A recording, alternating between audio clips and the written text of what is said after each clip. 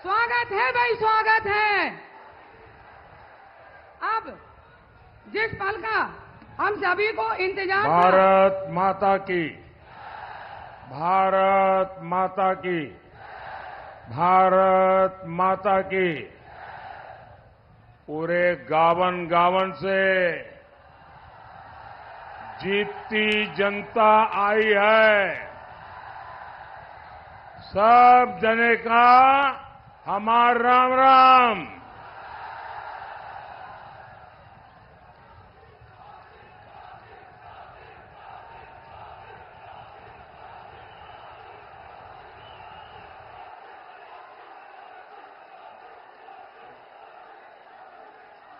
मैं माता बड़ी चंद्रिका और जमुना माता की धरती को श्रद्धापूर्वक प्रणाम करता हूं।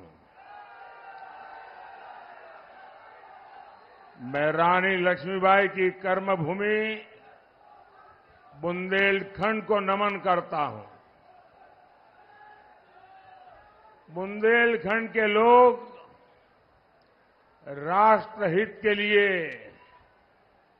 सबसे आगे खड़े होने वाले लोग हैं। जिसको 4 जून का नतीजा जानना हो, वो बुंदेलखंड में ये दृश्य देख लें।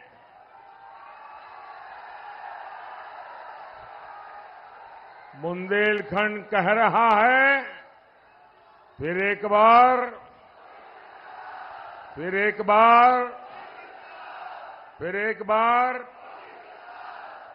साथियों, यहां आप सबके बीच आने से पहले मैंने स्वामी ब्रह्मानंद जी को भी प्रणाम किया।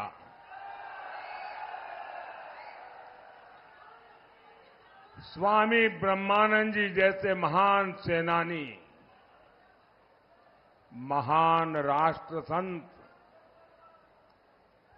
अमृत महोत्सव के दौरान हम सब ने उनका पुण्य स्मरण किया था। हमारी सरकार ने उनके योगदान को इतिहास में दर्ज किया,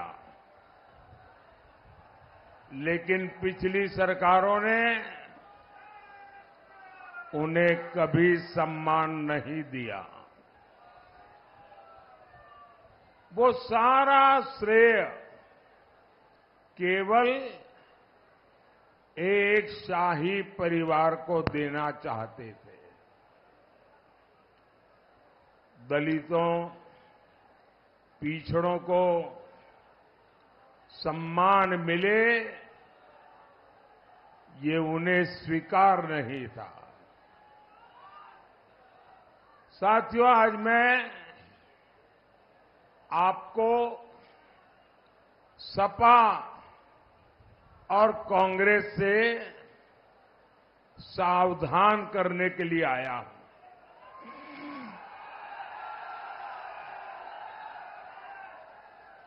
सपा कांग्रेस केवल आपका वोट तो ले लेते हैं, लेकिन ये लोग सरकार में आते हैं तो सौगात किसको बांटते हैं?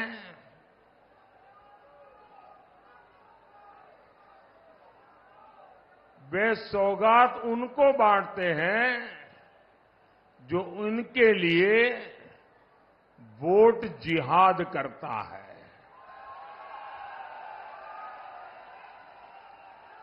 ये फोटो वाले सब फोटो नीचे रख दो और अपने हाथ नीचे करके आराम से बैठो। पीछे लोग डिस्टर्ब हो रहे हैं।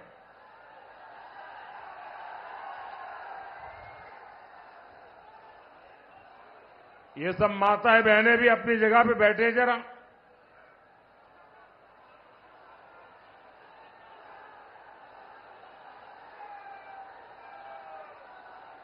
ये आप लोग जगह कब्जा करते हैं, पीछे वाले परेशान होते हैं भाई।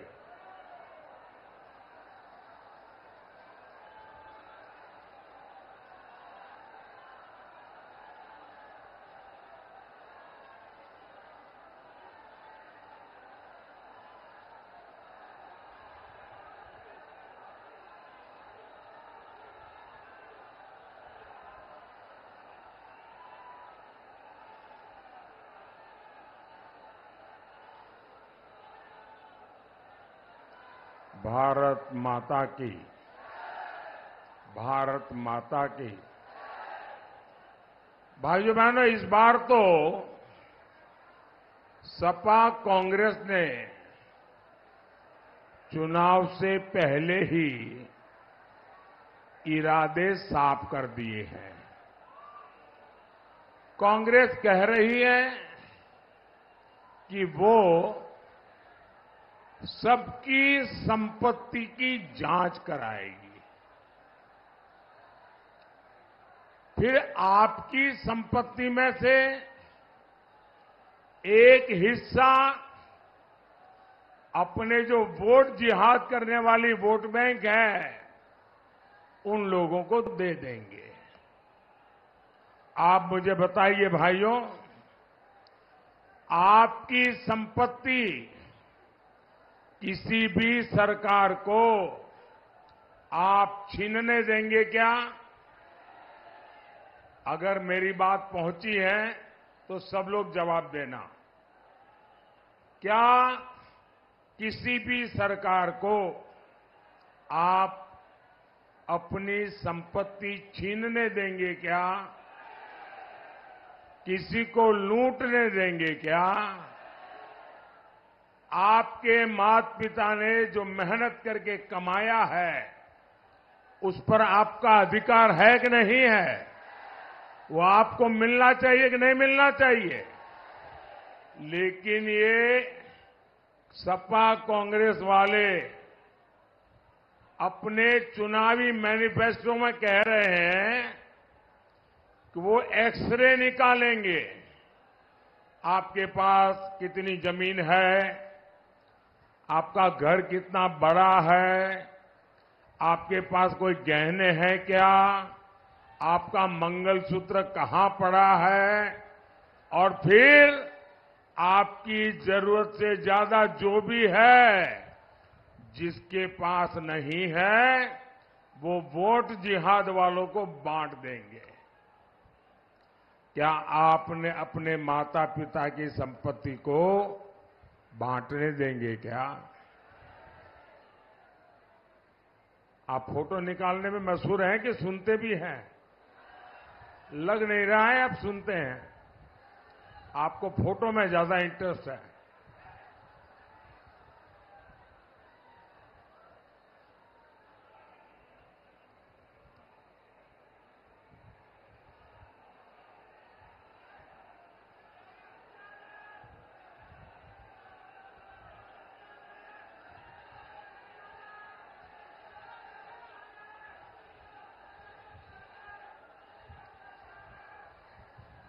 देखिए, जगह कम है, कृपा करके आगे आने की कोशिश मत कीजिए। जहां है वहां खड़े रहिए ना।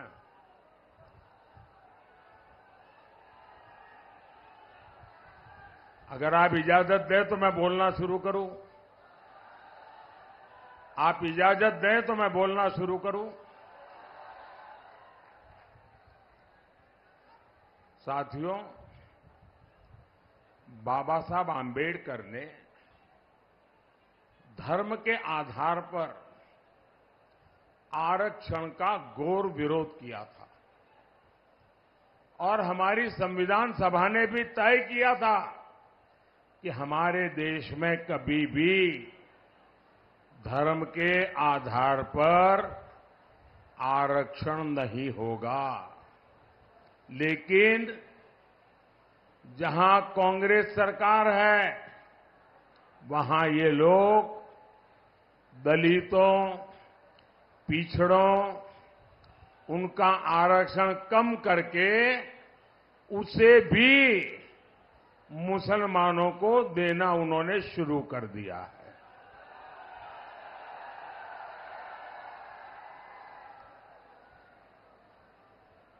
आप जानकर के आश्चर्य होगा ये संविधान की कैसी अवहेलना करते हैं। बाबा साहब आंबेडकर के सपनों को कैसे चूर चूर करते हैं। उन्होंने कर्नाटका में क्या किया? कर्नाटका में जितने भी मुसलमान हैं उन सबको रातों रात उन्होंने ओबीसी बना दिया। एक थप्पा मार के कागज निकाल दिया। इसका परिणाम यह हुआ कि जो पिछड़ों का आरक्षण था उसमें वो आ गए तो सारा डाका डाल करके ले गए और सारे पिछड़े रह गए। और यही मॉडल ये पूरे देश में लागू करना चाहते हैं। आप क्या हमारे एससी, एसटी, ओबीसी का हक लूटने देंगे क्या? छीनने देंगे क्या? सपा कांग्रेस को ये पाप करने देंगे क्या?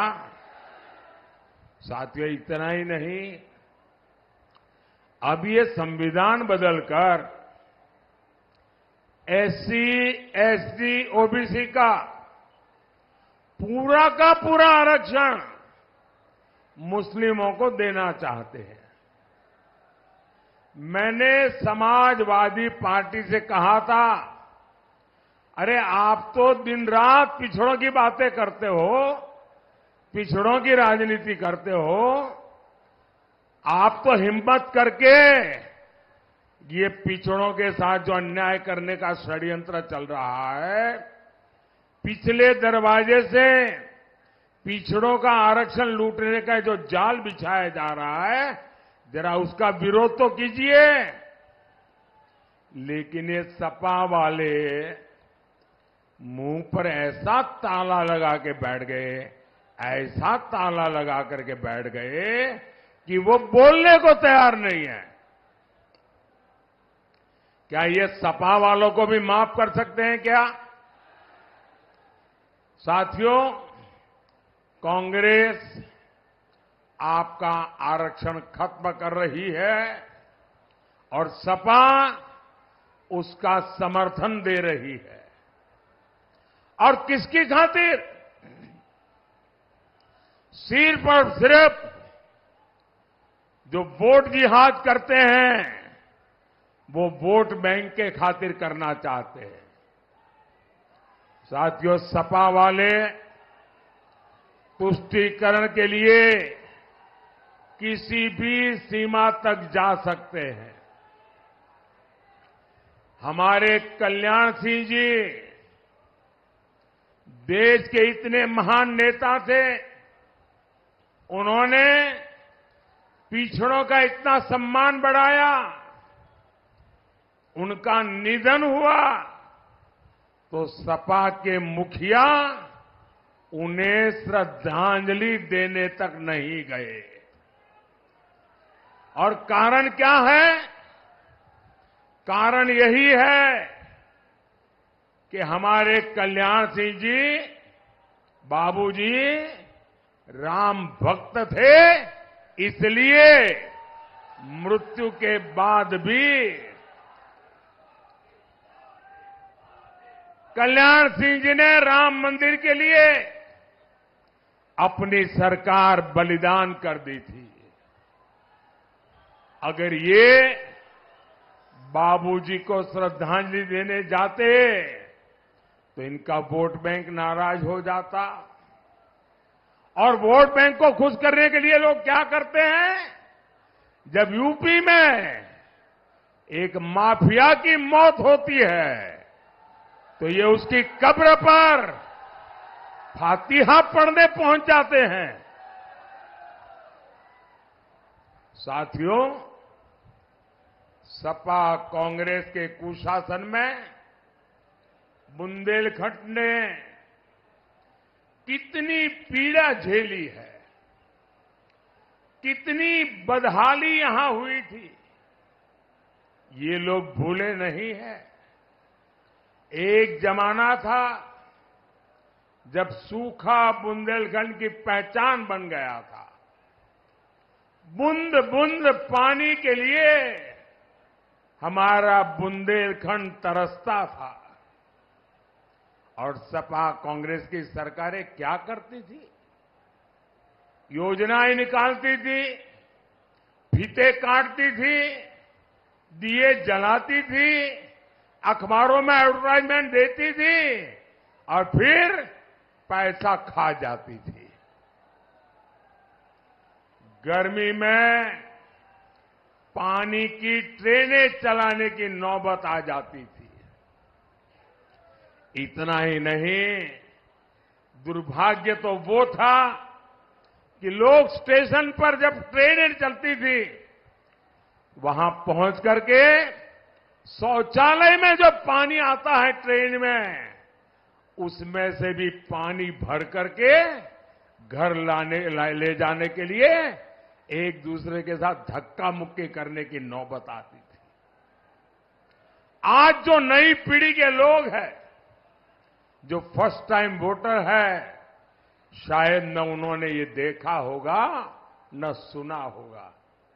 मैंने बहुत सालों तक यहां संगठन का काम किया है। मैं आपके दर्द को जानता था और मेरे गुजरात में इस क्षेत्र के बहुत लोग रहते हैं, उनसे मेरा बड़ा निकट नाता है। वे जब यहां का वर्णन करते थे, आंख में से आंसू आ जाते थे। लेकिन सपा कांग्रेस ने यही हाल बना रखा था बुंदेलखंड का। साथियों, इन लोगों ने सूखे को, ये तो बुंदेलखंड की किस्मत है, हम क्या करें, हाथ ऊपर कर दिए थे। लेकिन साथियों,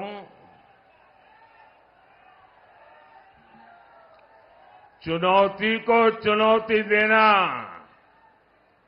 उसका दूसरा नाम है मोदी।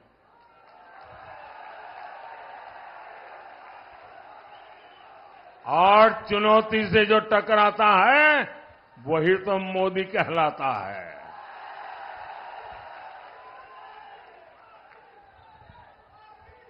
लेकिन आपने आपके इस सेवक मोदी पे भरोसा किया। मोदी ने इस संकट से लड़ने के लिए खुद को खपा दिया। हमने जल जीवन मिशन शुरू किया।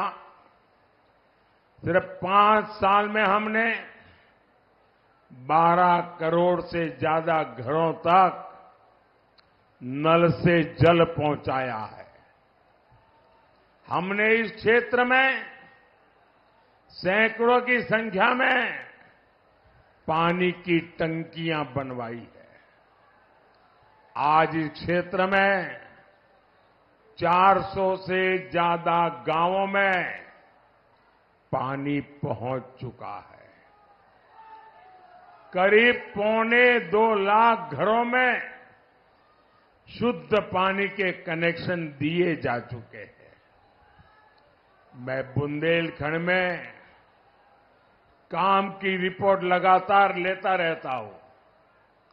जो समस्याएं बची हैं, उन पर भी काम चल रहा है। हमारी सरकार ने केन बेतवा लिंक परियोजना पर भी काम शुरू कर दिया है। और केन बेतवा लिंक कैनाल के लिए हमारी सरकार आपको पानी मिले, आपकी पानी की समस्या दूर हो, इसलिए मोदी, ये सरकार 40,000 करोड़ रुपए से ज्यादा खर्च कर रही है।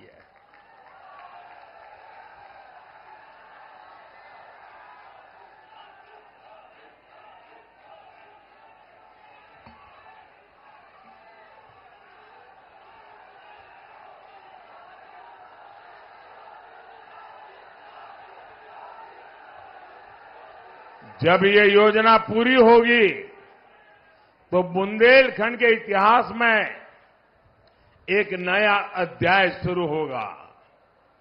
विकास को नए पंख लग जाएंगे। और याद रखिएगा, ये योजना सिर्फ और सिर्फ भाजपा ही पूरा कर सकती है। और इसलिए बुंदेलखंड के तेज विकास के लिए मैं आपके पास भाजपा को आशीर्वाद देने के लिए मांग करने के लिए आया हूं। साथियों, पिछली सरकारों ने बुंदेलखंड के किसानों को आत्महत्या के लिए मजबूर किया था। आज मोदी ने हमीरपुर, झांसी और जालौन में किसान सम्मान निधि के 1,800 करोड़ रुपए, 1,800 करोड़ रुपए किसानों के खातों में जमा किए हैं। हमने जालौन और हमीरपुर में स्टोरेज फैसिलिटी बनाई है। यूरिया की जो बोरी दूसरे देशों में 3,000 की है, वो भाजपा सरकार आपको 300 रुपये से भी कम कीमत पर दे रही है। हम गरीबों को मुफ्त राशन, मुफ्त इलाज और पक्के मकान दे रहे हैं। और मोदी सिर्फ इतने पर ही नहीं रुका है। अगले 5 वर्षों में ये सुविधाएं हर गरीब तक पहुंचेगी।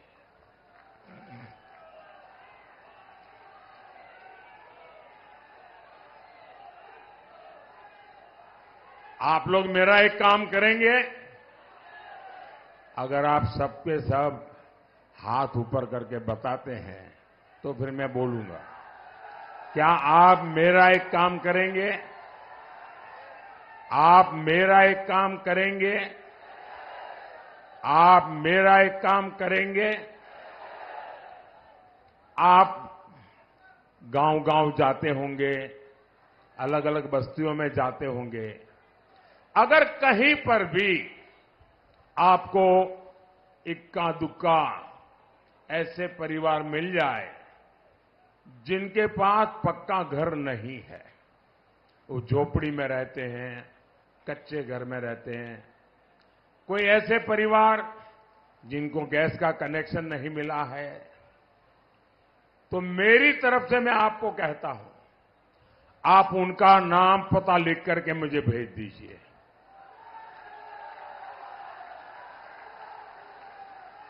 और उनको कहना कि मोदी जी हमीरपुर आए थे और मोदी जी ने गारंटी दी है कि 4 जून के बाद जब नई सरकार बनेगी तो आपका मकान भी बनेगा। आप मेरी तरफ से उनको गारंटी दे देंगे? गारंटी दे देंगे? मेरे लिए तो आप ही मोदी है। और इस काम के लिए हम 3 करोड़ नए पीएम आवास बनाएंगे, ये मैं आपको गारंटी देता हूं।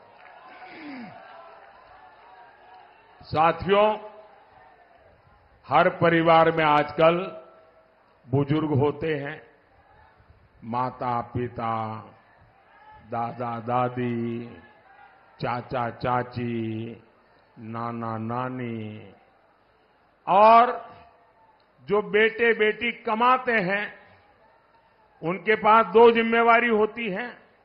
एक तो अपने बुजुर्गों की सेवा करना, उनकी चिंता करना, खुद का ख्याल रखना और अपने बच्चों की परवरिश करना। और 70 साल की आयु के बाद कोई न कोई छोटी मोटी बीमारी तो आ ही जाती है, तो स्वाभाविक जो बेटा बेटी कमाते हैं उन पर एक नया खर्च आ जाता है, 1000-2000 रुपया। कभी बड़ी बीमारी आ जाए तो सब कुछ गिरवी रख देना पड़ता है। और इसलिए जो बेटे बेटी कमाते हैं उन पर आर्थिक बोझ न पड़े, इसलिए मोदी ने तय किया है कि आपके परिवार के कोई भी व्यक्ति हो, आपके परिवार के 70 साल से ऊपर के जो भी लोग होंगे, अगर उनको बीमारी हुई, इलाज की जरूरत हुई, तो खर्चा आपका बेटा मोदी करेगा। अब वो इलाज का खर्चा आपको नहीं करना पड़ेगा। भाइयों बहनों, मेरा एक और संकल्प है, जो हमारी बहनें जिनके अंदर महारत है उनको मैं ऐसे नई नई चीजें सिखाना चाहता हूं, काम के अवसर देना चाहता हूं, और मैंने तय किया है कि मैं 3 करोड़ लखपति दीदी बनानी है मुझे। ये 3 करोड़ लखपति दीदी, ये बहुत बड़ा काम है, लेकिन मोदी को बड़े काम करने की आदत है।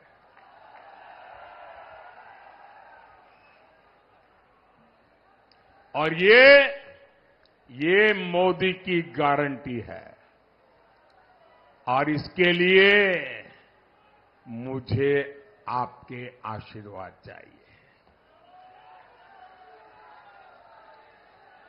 साथियों, पिछली सरकारें कहती थी बुंदेलखंड तो बिहड़ है, बिहड़, वहां कौन जाएगा?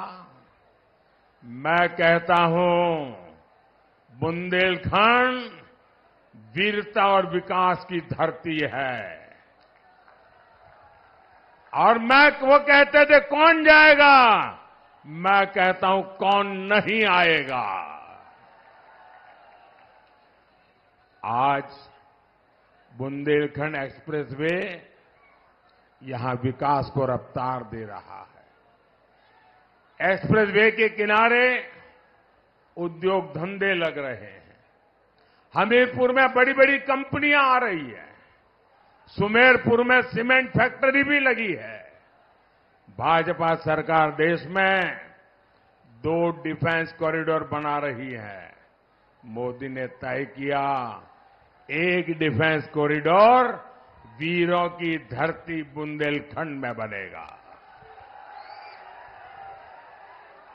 हमारा प्रयास है कि युवाओं को बुंदेलखंड छोड़ करके जाना न पड़े। हमारा संकल्प है बुंदेलखंड उद्योग और रोजगार का केंद्र बने। साथियों, आज आल्हा उदल की धरती से मैं एक और प्रश्न पूछना चाहता हूं। आप मुझे बताइए, राष्ट्र का स्वाभिमान, इस मिट्टी का सम्मान कुछ इससे भी ऊपर हो सकता है क्या? हो सकता है क्या? मोदी ने कश्मीर से 370 हटाई। मोदी ने पाकिस्तान को मुंहतोड़ जवाब दिया। देश के स्वाभिमान के लिए मोदी दुनिया की बड़ी बड़ी ताकतों से भिड़ा। क्या ये सब इसलिए था कि कांग्रेस इस पर पानी फेरने की बात करे? आप देख रहे होंगे, कांग्रेस पार्टी कह रही है कि वो कश्मीर में फिर से आर्टिकल 300 वापस लाएंगे और लगा देंगे। कांग्रेस आजकल हमें धमकी दे रही है कि पाकिस्तान से डरो, पाकिस्तान के पास एटम बम है। मैं तो कहता हूं कांग्रेस के लोगों को बुंदेलखंड की इस धरती पर आकर समझना चाहिए कि वीरता क्या होती है।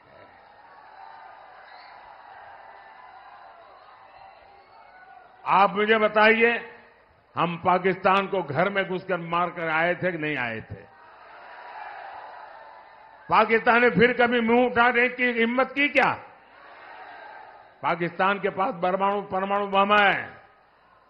इसकी धमकी देने वालों को पता नहीं है, उनको उसके रखरखाव का खर्चा नहीं है, उनके पास संभालने का खर्चा नहीं है। उनके पास साथियों, वो कहते हैं मिसाइलें हैं। हम बुंदेलखंड में जो डिफेंस कॉरिडोर बना रहे हैं ना, वो पटाखे बनाने के लिए नहीं है, मिसाइल बनाने के लिए है। पाकिस्तान का डर दिखाकर वोट मांगने वालों को आप वोट देंगे क्या? जो पाकिस्तान का डर दिखाते हैं वो वोट देने लायक है क्या? है क्या? साथियों, 20 मई को आपका वोट सशक्त भारत, विकसित भारत, इसकी गारंटी होगा। हमीरपुर में कुंवर पुष्पेंद्र सिंह चंदेल जी, जालौन में भानु प्रताप सिंह वर्मा जी और झांसी से श्री अनुराग शर्मा जी, आप इनके पक्ष में ज्यादा से ज्यादा मतदान करवाइए। कमल पे बटन दबाएगा, और जब आप कमल पे बटन दबाएंगे ना, तो वोट सीधा सीधा मोदी के खाते में जाएगा। तो ज्यादा से ज्यादा मतदान करवाएंगे, पोलिंग बूथ जीतेंगे। 10 बजे से पहले मतदान हो जाए ऐसा करेंगे। पहले मतदान फिर जलपान, मेरी बात मानेंगे? अच्छा, मेरा एक और काम करेंगे।